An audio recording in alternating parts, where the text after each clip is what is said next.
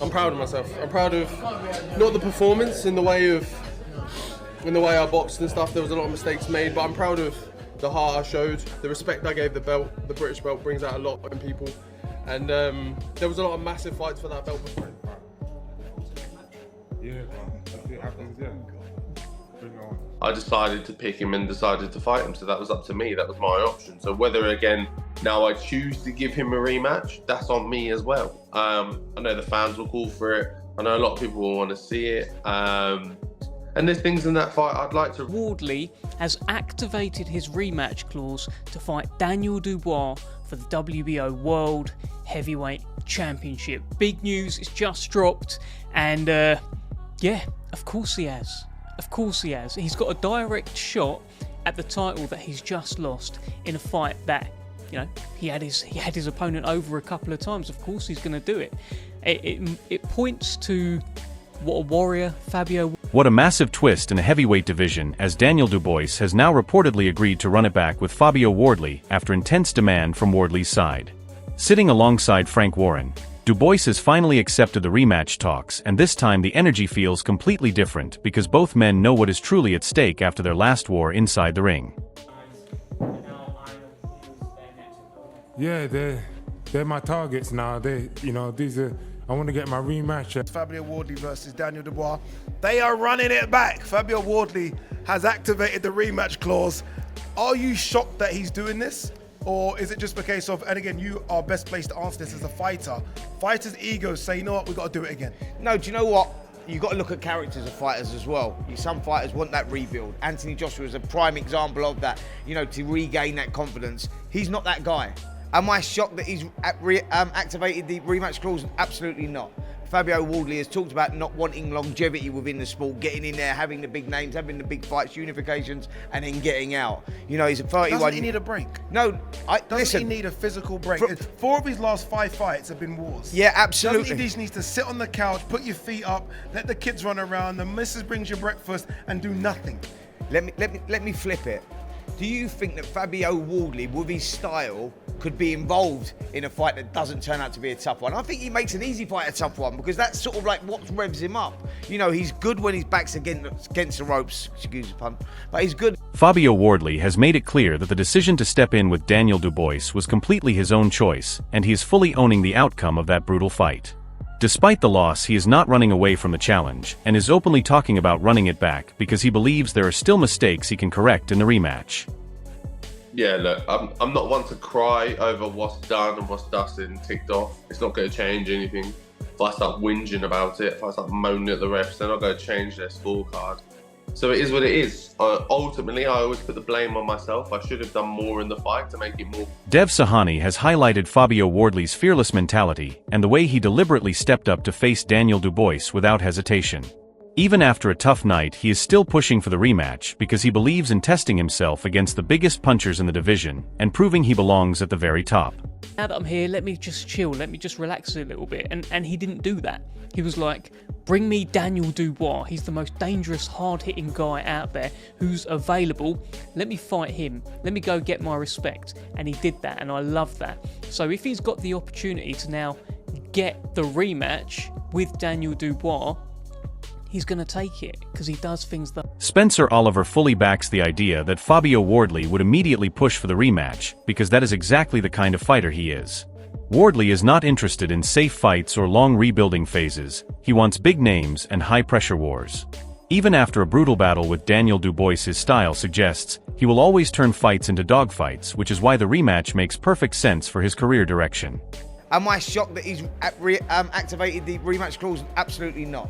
Fabio Wardley has talked about not wanting longevity within the sport, getting in there, having the big names, having the big fights, unifications, and then getting out. He's a 31... Doesn't he need a break? No, Doesn't he need a physical break? 4 of his last 5 fights have been wars. Yeah, absolutely. Doesn't he just need to sit on the couch, put your feet up, let the kids run around, the missus brings you breakfast, and do nothing? Let me flip it. Do you think that Fabio Wardley, with his style, could be involved in a fight that doesn't turn out to be a tough one? I think he makes an easy fight a tough one, because that's sort of like what revs... Liam Goff breaks down the official confirmation that the rematch clause has now been activated after a chaotic night in Manchester. Daniel Dubois and Fabio Wardley both had moments of control in their first fight, but the early knockdowns and late stoppage created even more demand for a second showdown. With Frank Warren backing the situation, fans now know this rivalry is far from over, and the heavyweight division is about to heat up again. Fabio Wardley has triggered a rematch clause for an immediate rematch with WBO heavyweight champion Daniel Dubois. Wardley survived two early knockdowns, or Dubois survived two early knockdowns to dethrone fellow Brit Wardley with an 11-round stoppage in Manchester on Saturday. Both fighters assigned to Queensberry and promoted by Frank Warren. He confirmed that after the bout there was a rematch clause. The boxing world, this is from Frank Warren, leaves the situation open-ended, but clearly confirms that the rematch clause is the key factor in deciding what happens next for Daniel Dubois. Nothing is fully set in stone yet, but the heavyweight picture is now very active, and every possible direction still leads back to another clash with Fabio Wardley if both sides agree to run it back. Well, there is a rematch clause, so we'll see what happens. If they decide to pass it for now, We'll see what pans out in the next few months with all these various heavyweight fights that are happening, and that'll determine. David Adelai is fully in favor of an immediate second fight, and he makes it very clear that the rematch is exactly what the boxing world wants to see. His view is simple, that Fabio Wardley and Daniel Dubois delivered such a violent and competitive clash that one fight is not enough to settle everything. He also highlights the importance of recovery, especially for Wardley's injuries, which shows how physically draining the first encounter was. Still, the hunger for closure is strong, and Adelai believes the end of the year would be the perfect time to bring both men back together for another explosive heavyweight battle with even higher stakes and pressure.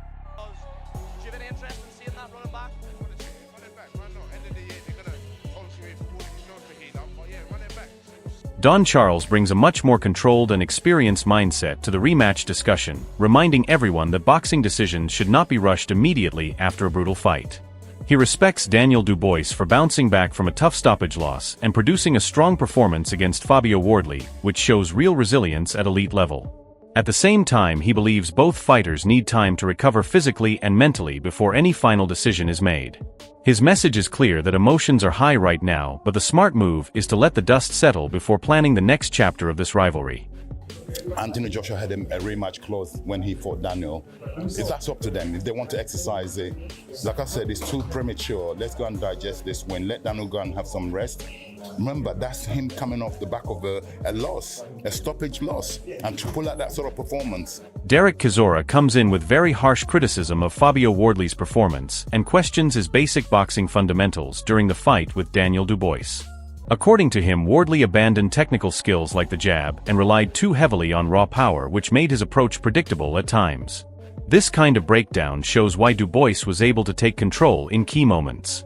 However, it also adds more fuel to the rematch narrative, because Wardley will feel he has a point to prove and correct these mistakes in a second fight. That sets up a dangerous and more calculated version of him next time. Fabio was not ready for boxing. He was no jab, nothing, looking for power shots. It's like he didn't train. He was too busy commentating. Little bastard. He was supposed to fucking train in the gym. How many jabs did Fabio chuck? Buddy McGirt praises the heart and intensity shown by both Fabio Wardley and Daniel Dubois, but also points out the tactical error that shaped the entire fight. The early knockdown forced Wardley into a one-dimensional approach where he chased the knockout instead of boxing smartly with combinations. Despite that, McGirt still respects the toughness and fighting spirit he displayed throughout the contest.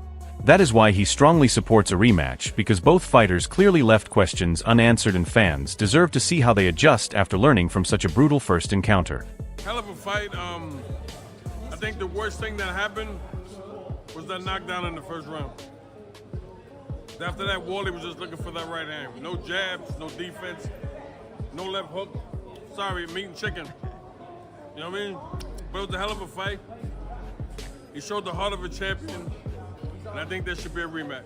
Dominic Ingley delivers one of the most critical takes in this whole discussion by questioning whether Fabio Wardley's long-term career can survive the level of damage he has already taken in tough fights like Daniel Dubois. While he acknowledges Wardley's rapid rise and improvement, he doubts whether he can continue developing at the highest level without paying a heavy physical price. His comments highlight the brutal reality of heavyweight boxing, where even success in wars can shorten careers. This adds a serious layer to the rematch story, because it is no longer just about winning or losing, but about how much punishment Wardley's body can realistically handle moving forward against elite opposition. Slight difference, fighting a world champion, a legitimate world champion for a title, and beating a world champion who's already a world champion. And Fabio Wardley hasn't beat a current world champion to be the champion, has he? Joseph Parker's been a champion. Yeah, but he wasn't the champion, right?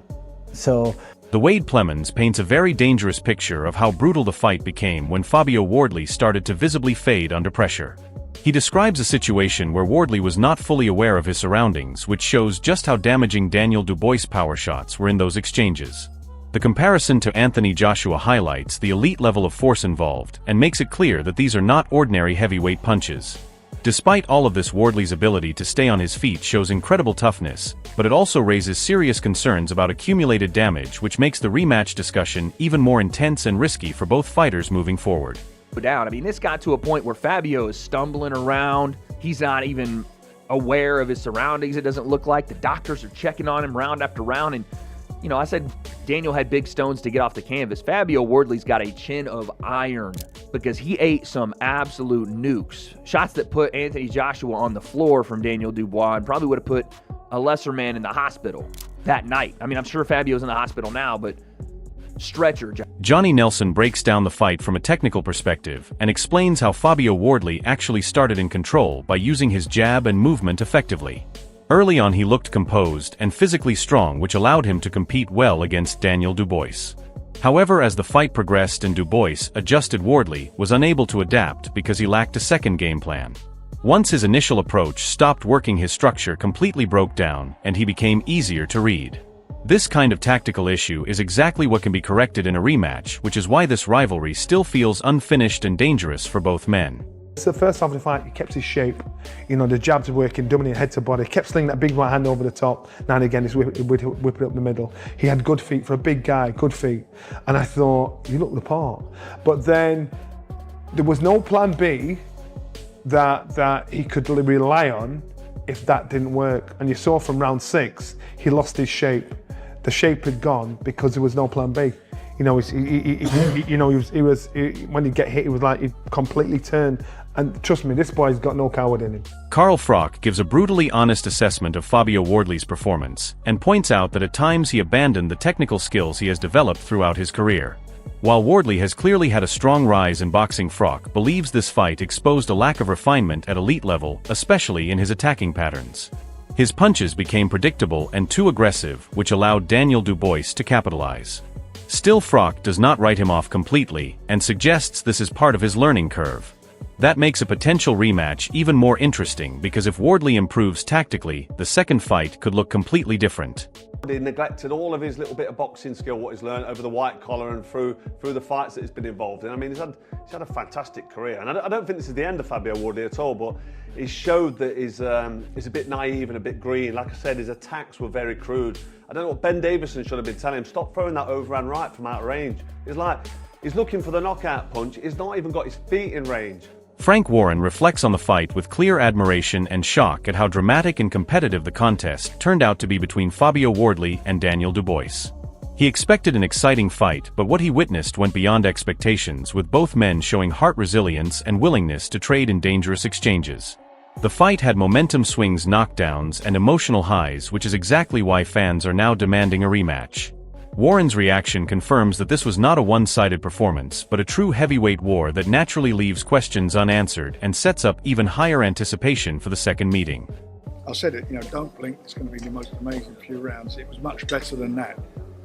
It was just a phenomenal fight, phenomenal to watch, to witness and see these two guys, what they did bearing their soul and Daniel getting off the floor and the canvas and coming back how he did it. It swung both ways to fight, and it was just The heavyweight division is now locked in chaos after the first brutal clash between Daniel Dubois and Fabio Wardley, and the demand for a rematch is only getting louder.